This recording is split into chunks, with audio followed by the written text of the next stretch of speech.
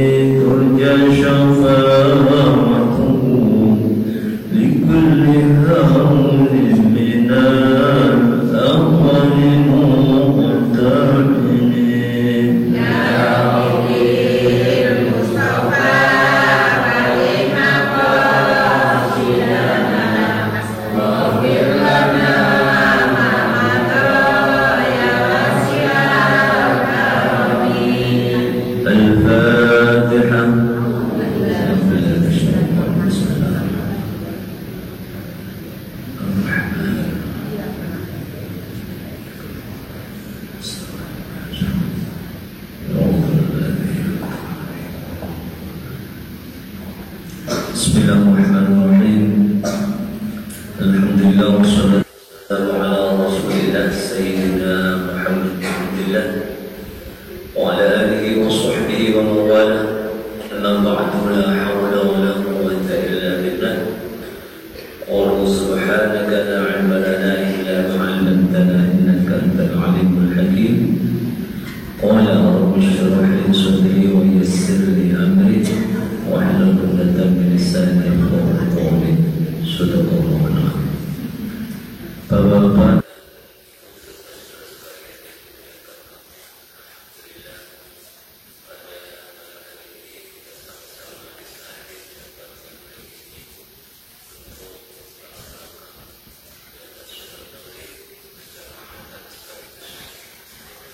ini kita mengadakan kajian tentang hadis-hadis yang tersusun dalam kitab Riyadhus Shalihin yang disusun oleh Imam An-Nawawi.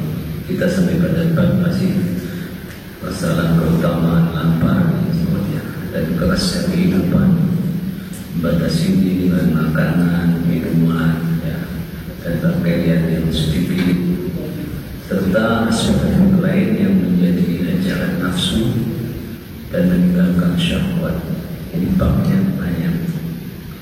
Kita sampai pada hadis yang ke-20. Hadis mesti dari Abu Umamah an Abi Umamah radhiyallahu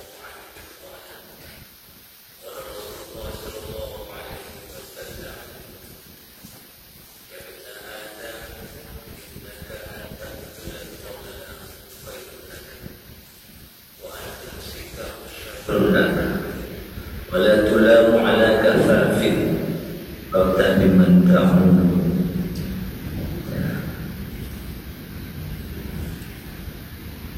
Sudah ya. Hadis yang ke-23 ya. Itu sudah banyak. Dari Abi Muhammad Fadalah bin Ubaid al-Ansari radhiyallahu anhu annahu sami'a Rasulullah sallallahu alaihi wasallam yaqulu tuba liman hudiya lil Islam wa kana 'aishuhu kafafan wa qani'an. Rawahu Tirmidzi wa qala haditsun hasanun sahih.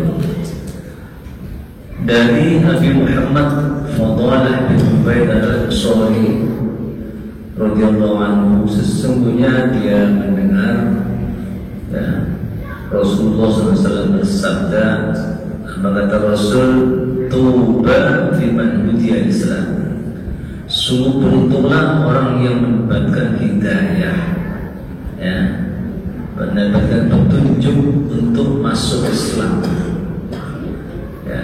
Wa kana 'aishuhu kafafan wa qani'an, dan dia merasa cukup dalam kehidupan itu dan merasa puas, kafafan wa qani'an, ya, dengan masuk Islam. Kemudian dia setelah masuk Islam merasa senang, merasa cukup dalam kehidupannya, dan merasa puas meskipun keadaannya secara ekonomi biasa-biasa saja, tidak berlebih.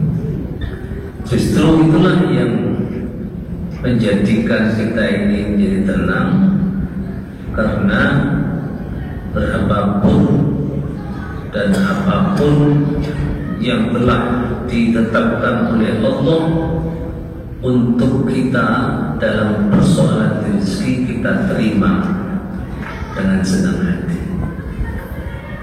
Ini yang kajian tasawuf sebenarnya itu kan, bicara tentang masalah qanaah. Qanaah menerima apa yang ada, tidak terlalu, ya, mengharapkan sesuatu yang lebih. Jadi ketika Allah memberikan sesuatu, dia merasa cukup, meskipun itu tidak membuat dia menjadi orang yang memiliki kelebihan-kelebihan. Yang penting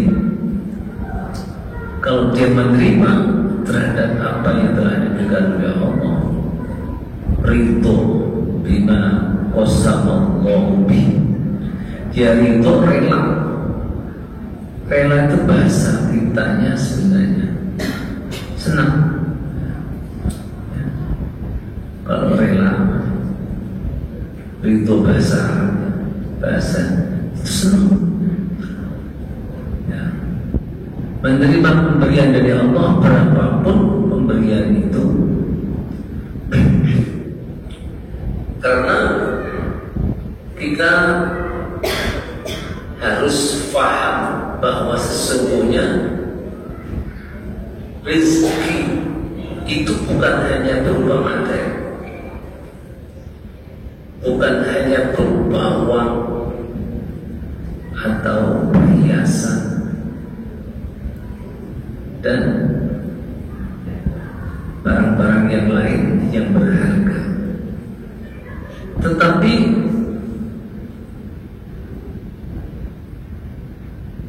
bisa kita diberikan kesehatan,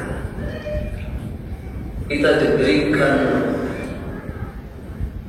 rasa gembira ketika kita bisa beribadah dengan baik. Itu merupakan rezeki yang luar biasa. Jadi jangan dikira bahwa kesehatan itu bukan rezeki. Nah, akhirnya orang sadar begini umumnya, alhamdulillah meskipun uangnya ya cukup biasa-biasa aja, tapi alhamdulillah kita sehat. Nah, dengan sehat kita tidak perlu mengeluarkan uang untuk berobat. Nah, itu kalau sudah begitu, yang diberi sakit juga tetap alhamdulillah. Penting ada untuk berobat, alhamdulillah, meskipun sakit tapi ada uang untuk berobat, misalnya, masih alhamdulillah. Itulah yang kata kita sahur, alhamdulillah itu ala kulli hal, fi kulli hal, fi kulli makan. Memuji Allah itu dalam semua keadaan. keadaan ya sehat ataupun di waktu sakit, tentu alhamdulillah.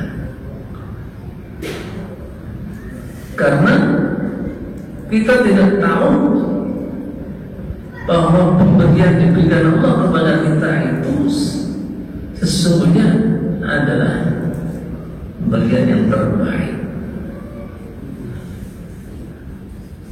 Kita nggak tahu. Nah, terbaik tadi itu untuk kita, tidak dibandingkan dengan terbaik dengan bandingan orang lain. Kita jangan berbandingkan.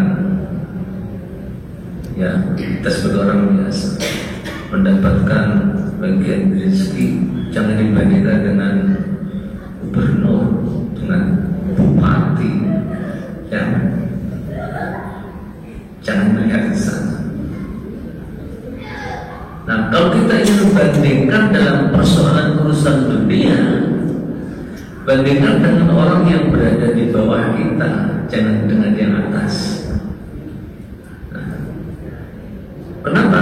Karena kalau kita membandingkan dengan orang yang lebih atas dalam pengertian lebih kaya, lebih mewah kehidupannya, ya, maka tidak ada timbul rasa syukur di situ.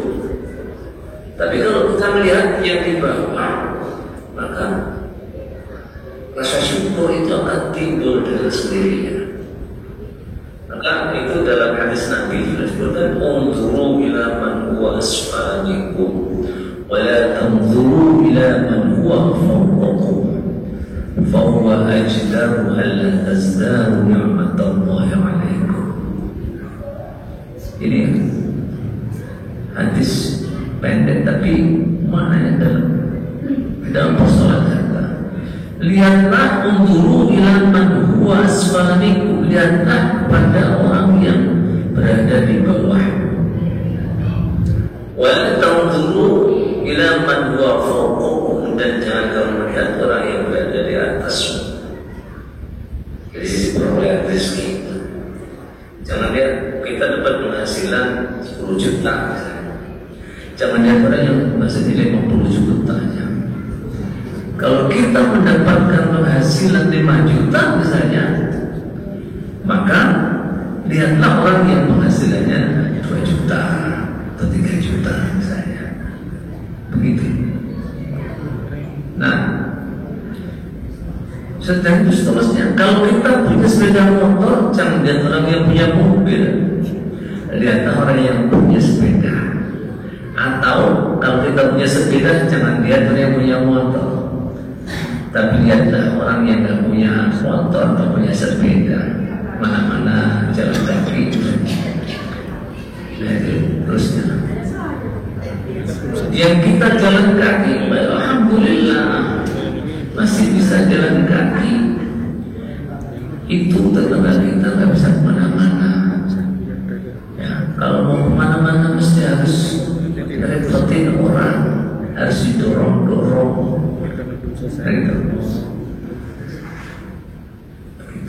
Terusnya, sehingga dari situ kata fawwal ajdaru alla tazdaru ni'matallahi 'alaikum. Dengan itu maka kita akan bisa merasakan kenikmatan yang telah diberikan oleh Allah kepada kita. Nah, kalau begitu kan kamu bersyukur ya. Jadi bahasa kasarnya, ojo dangan terus.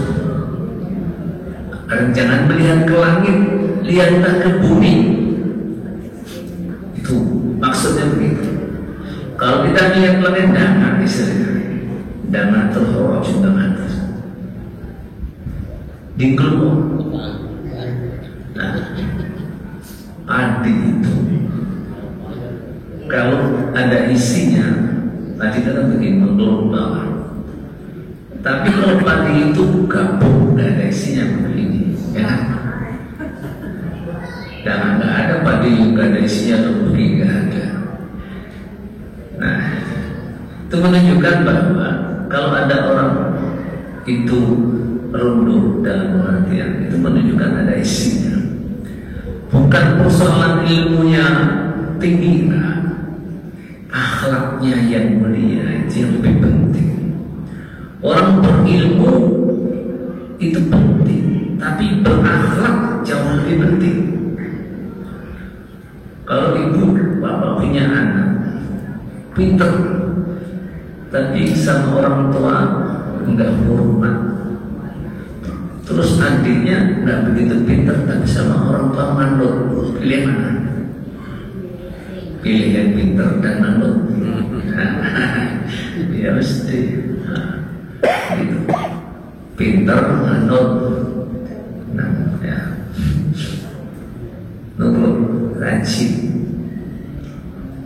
Kalau orang tuanya memerlukan sesuatu, nggak perlu disuruh. Nauin orang bilang sini.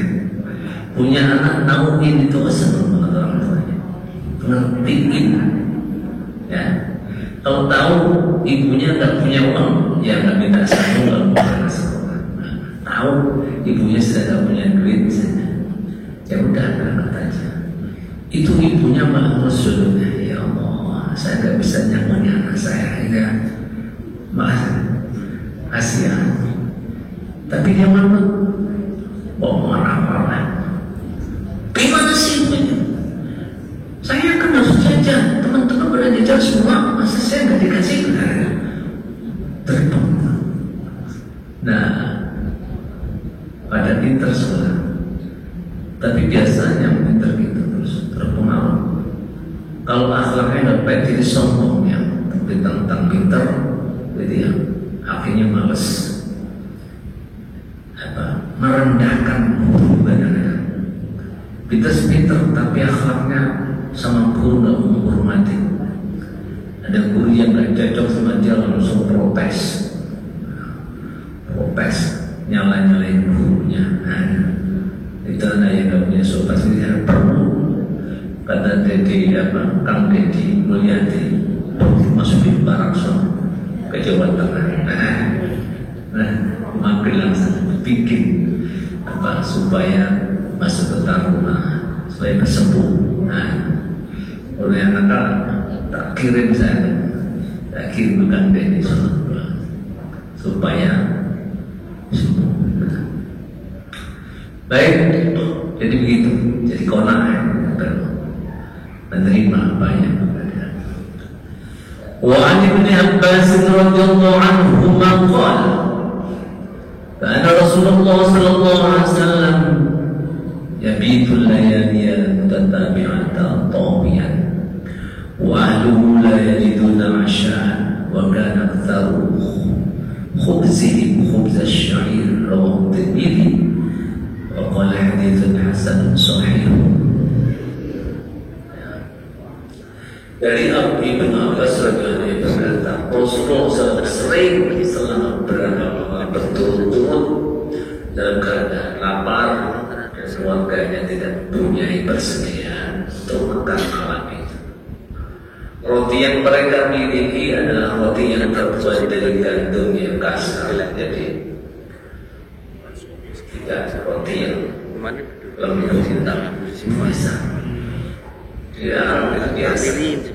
Rasa warna roti segede-gede, tapi kasar. Itu makanya orang awam ada roti yang lembut ini enak. Rasul sering makan roti yang kasar tadi. Kasar namanya. Kalau tepungnya nggak terlalu tepungnya itu nggak terlalu lembut. Ya. Jadi kalau kasar makan itu terasa di lidahnya. Kalau lembut kan ada beda, manjus itu beda. Roti yang pilihan, yang banyak telurnya, kalau gitu bikinnya. Kalau roti cuman berasal dari gandum yang pasti kering, apalagi kalau kering, keras gitu mereka. Nah itu biasa. Itu pun kadang-kadang nggak punya. Kalau musim-musim peceklek, ya itu biasa. Gak selama peceklek. Musim peceklek, sama dulu zaman tahun ini kalau tempat kita cek ini yang mengalami 3 zaman kayak saya itu mengalami masa sulit ya, tapi juga mengalami masa sedang dan mengalami masa jaya sekarang ini. Orang dulu kalau goreng telur satu itu tidak ada dicampuri tepungnya banyak. Kalau goreng diputar ya, tahu pernah yang tua-tua pernah dia mengalami ya. Itu telur satu digoreng itu diceplok dikopiok tipis terus dibagi anaknya 4 bagi jadi 4 sana telur satu jadi 4. Nah sekarang udah bos kasih telur mulu akhirnya udah bosan aja ayam bos dulu kalau ibu orang tua pergi ya ke tempat orang sedang selamatan sepasaran bayi atau sunatan, kalau pulang berkatnya itu ada di takir, tahu takir? Nah daun pisang itu yang kiri kanannya dia takir. Takir yang gede buat nasinya, takir yang kecil itu buat sayur kales, tahu kuning gitu kan. Paling itu kan kampung. Oh itu rebutan, saudaranya banyak. Sekarang boro-boro orang tuanya bawa berkat di rumah, dicorek juga kagak. Iya, betul. Makanya sekarang sudah sebenarnya kalau bilang saudara banyak itu bisa tertolong enggak makmur kita ya. Dulu buru-buru punya sepeda motor, sepeda ontel aja itu rebutan kakak sama adiknya. Beda serumah kakak saya yang laki itu ada 3. Saya banyak sepeda cuma 1 pakai bapak saya. Jadi kalau pakai sepeda nunggu bapak saya pulang. Dulu saya untuk belajar naik sepeda, pengen beli sepeda kecil itu karena keturutan sampai gede. Jadi kalau naik sepeda antroknya dari samping miring gitu. Jadinya ada pelanggarannya jadul gitu jari. Ya pernah mengalami ya udah tua-tuaan alhamdulillah itu. Alhamdulillah. Bedanya beda parking, beda ada beda perempuan yang beda itu. Model sepeda PP itu bisa langsung di tengah karena intinya begini. Ini kalau ini begini. Nah, bapak saya bedanya lagi karena biasa dipakai untuk muat padi atau apa ya, muatan hasil pertanian itu. Nah itu sulit, masa sulit tuh zamannya. Nah sekarang ini sudah alhamdulillah banget, orang bilang jauh banget yang mengalami zaman sekarang ini sudah semuanya serba ada, semua bisa dinikmati ya. Tinggal kita sungguh-sungguh. Nah kayak gini kok nggak bersyukur sama ya, kita syukur banget, bersyukur kepada Allah ya, meskipun ya di sana sini masih ada ketimpangan yang dilakukan oleh pemerintah kita, tapi paling tidak keadaan masyarakat secara keseluruhan peningkatannya luar biasa ya. Zaman orde lama orde baru aja ya, belum tersentuh desa-desa listrik aja tempat saya tahun 90 baru masuk. Sono belum 90 belum lah. Pada tahun 2000 baru masuk listrik. Itu padahal di Jawa itu bukan di luar Jawa, apalagi di luar Jawa. Ya. Nah itu jadi alhamdulillah.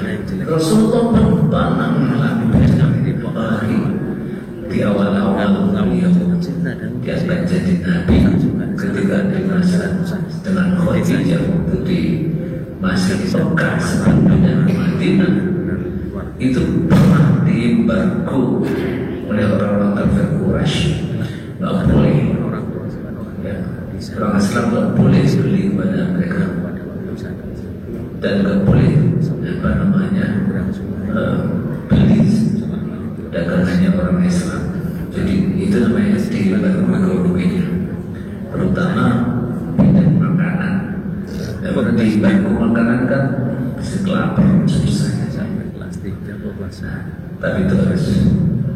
Makanya hadis-hadis yang namanya seorang yang apa namanya? Kalau orang punya persediaan makanan untuk hari ini, itu sudah untuk hari esok, bikin lagi besok cari lagi. Sampai-sampai ada hadis itu isinya adalah tawakal.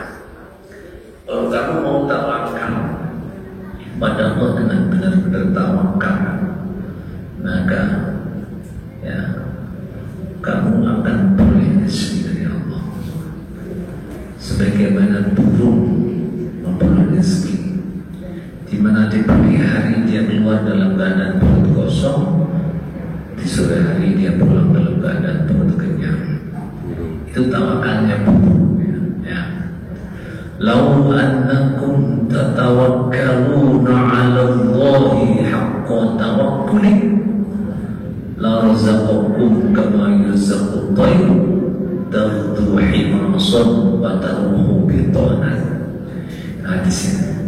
Jadi seandainya kalian mau bertawakal pada Allah dengan sebenar-benar tawakal, maka Allah akan berikan rezeki kepada sebagaimana seekor burung yang mendapatkan rezeki dari Allah.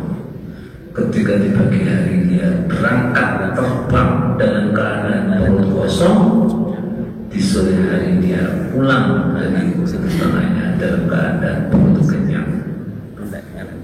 Tawakalnya lihat begitu itu bagaimana ikhtiarnya burung yang terbang tadi itu mencari makanan sangat kebaikan. Nah manusia keluar juga, jangan diam di rumah baik ya. Jangan diam di rumah, keluar. Kalau keluar insyaallah itu keluar itu kita berarti sama dengan gerbek kan, dapat yang berjalan keluar berjalan. Maka Al-Quran mengatakan wa ma min dabatin fil ardi illa 'ala Allahi rizquha wa ya'lamu mustaqarraha wa mustaqdaha kullu fi dzalika mubin. Tidaklah sesuatu yang melata di bumi ini melainkan Allah yang telah memberikan rezeki. Illa Allah rizquha. Ya, binatang melata ya germet, kegermetan, ya, makanya tidak istilah kegermetan. Nah, pasti Allah akan berikan rezekinya kepada dia. Nah, tawakal itu cicak gitu, cicak. Nyanyian cicak-cicak di dinding, ya. Nah, cicak-cicak di dinding diam-diam merayap, ada seekor nyamuk lalu ditangkap. Nah, saya ingat sasanya saya waktu kecil. Ya, intang-intang dinding. Waktu masih belum bisa lihat. Iyam-iyam mengayap, ada etong amuk. Lalu ditangkap. Sekarang sudah punya suami, sudah hampir 9 bulan. Alhamdulillah, hanya mudah-mudahan diberikan keturunan yang baik. Sudah lama biar punya cucu. Nah, itu filosofinya luar biasa. Itu tasawuf banget. Nyanyian cicak-cicak di dinding itu. Nah, cicak di dinding. Cicak itu binatang yang oleh Allah diciptakan tidak memiliki apa namanya itu, sayap. Nggak punya sayap. Tapi rezekinya cicak itu bangsanya binatang-binatang yang terbang. Yang terbang. Nah, nyamuk yang dimakan oleh cicak itu biasanya nyamuk yang sudah kenyang yang bisa hinggap di tembok. Habis nyedot, habis apa namanya gigit kita penuh darahnya, ya, lalu dia di tembok. Itu menjadi makanan enaknya. Dia diam aja, diam. Ada seekor nyamuk, berarti tetap makan. Itu jangan tetap makan nyamuk. Nah, di setelah maka tadi sudah tidaklah sesuatu yang melanggar dan Allah yang berikan rezekinya. Jadi tidak usah khawatir orang dunia, karena Allah semua. Kalau bahasa kasarnya gini, orang pendidikan juga nanti, tapi dia punya pemikiran yang luar biasa. Ini bahasa Jawa ya, mosok Gusti Allah kayak cangkem, gak kayak panganan air. Ini istilahnya. Masa Allah bikin mulut tidak membuat makanan untuk mulut? Tidak mungkin. Pasti Allah akan berikan ya, rezekinya. Itu membuat kita ini bertambah yakin kepada janji Allah. Seperti itu. Nah, kalau kita tidak bertawakal, ya kita jadinya kesulung, gerutu terus, mengadu kepada Allah, bukan memuji Allah, tapi justru menyalahkan Tuhan. Gimana sih Tuhannya? Saya sudah ibadah, sudah sholat rajin, sudah nurut apa yang dibilang Pak Ustaz, suruh masjid, suruh sholat, tapi masih begini terus, hidup susah banget katanya. Nah, itu salahnya nggak boleh. Memang orang sholat itu bikin orang kaya? Enggak. Orang sholat, orang ibadah itu tujuannya jangan cari dunia. Ibadah sholat itu meskipun peralatan kita terpaksa, biasakan terus. Pertama terpaksa, ya, lama-lama menjadi kebiasaan. Kalau sudah menjadi kebiasaan, lalu menjadi sebuah kebutuhan. Kalau sudah menjadi sebuah kebutuhan, lama-lama bisa merasakan kenikmatannya. Ibadah, ya, setelah merasakan kenikmatan ibadah itu, maka kita ini beribadah itu landasannya karena rasa syukur kepada Allah. Nah, kalau kita ibadah kepada Allah dilandasi oleh rasa syukur atas nikmat yang telah diberikan kepada kita, maka itu tingkatannya luar biasa tinggi. Penggembiraan itu tingkat tinggi, itu kelasnya kelas tinggi. Kita mungkin sekarang masih terasa bahwa kita ibadah itu merasa beban. Itu namanya taklif. Nah, kalau persoalan taklif beban itu la yukallifullahu nafsan illa wus'aha. Allah tidak berikan beban ya kepada kamu ya kecuali sesuai dengan kemampuannya. Jadi Allah tidak memberikan beban kepada seorang melainkan sesuai dengan kemampuannya. Enggak dipaksa oleh Allah. Kita sholat sesuai dengan kemampuan kita. Kalau nggak mampu berdiri boleh duduk. Kalau nggak bisa dengan duduk boleh dengan berbaring. Berbaring terletak nggak bisa, bisanya dengan diri boleh dengan ya. nggak bisa juga menggerakkan, cukup kedip-kedip mata kita sebagai isyarat sholat. Kalau sudah tidak bisa berkedip, ya berarti nggak bisa sholat. Kalau nggak bisa sholat, disolati. Karena gampang ya sholat itu. Ya. Tapi kalau masih mampu sholat, kalau bisa berdiri dan sholatnya dengan duduk, bisa berdiri sholatnya dengan duduk, nggak sah sholatnya. Kalau sholat wajib. Jadi sholat wajib itu berdiri menjadi rukun dari sholat itu sendiri. Jadi rukun sholat itu adalah pertama ya, niat berdiri bagi yang mampu di dalam sholat fardu. Ya, jadi berdiri. Jadi kalau kita nggak bisa sujud, tapi kita masih bisa berdiri, sholatnya di atas kursi, berdiri sebelum kita rukuk tapi sujud, boleh berdiri, masih bisa rukuk. Kenapa nggak bisa sujud?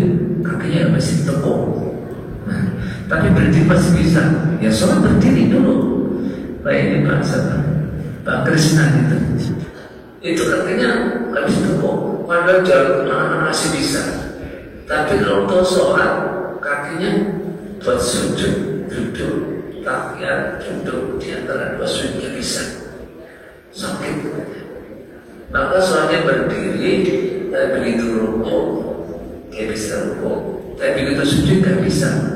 Duduk, ditekuk aja lebih dalam. Dan kalau sudah nggak bisa berdiri, saya nggak bisa berdiri kenapa? Duduk goyang-goyang jatuh, ya udah duduk. Nah begitu teman-teman sekalian saudara. Jadi mudah-mudahan kita ibadah itu tidak merasa dibebani, tetapi paling tidak menjadi sebuah kebiasaan dan kemudian meningkat menjadi sebuah kebutuhan. Kita ibadah itu butuh. Kita butuh ibadah karena kita ingin mendekatkan diri kepada Allah, Sang Khalik yang menciptakan kita, yang memberikan segala sesuatunya kepada kita, yang memberikan kehidupan kita dan sebagainya. Nah, kita karena cinta, apalagi kalau sudah sampai pada tingkat cinta, mahabbah kepada Allah, maka kalau kita tidak bertemu dengan kekasih kita, Allah SWT, maka kita merasa rindu kepada Allah. Bagaimana supaya kita ini kalau tidak sholat, kita rindu sama Allah ya. Kalau rindu sama Allah ya sholat, supaya dalam sholat kita bisa berkomunikasi dengan Allah. Nah itu sebentar. Kalau kita ngaku cinta Allah, nah benar, waktu sholat kan gimana waktu? Nah gitu. Kamu sholat, itu kan komunikasi dengan kekasih. Masa komunikasi dengan kekasih jelalatan kemana-mana matanya, tidak boleh, tidak boleh. Makanya harus bersyukur kalau dengan kekasihnya.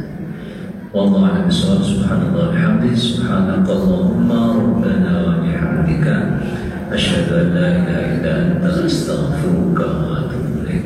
Wassalamualaikum warahmatullahi wabarakatuh.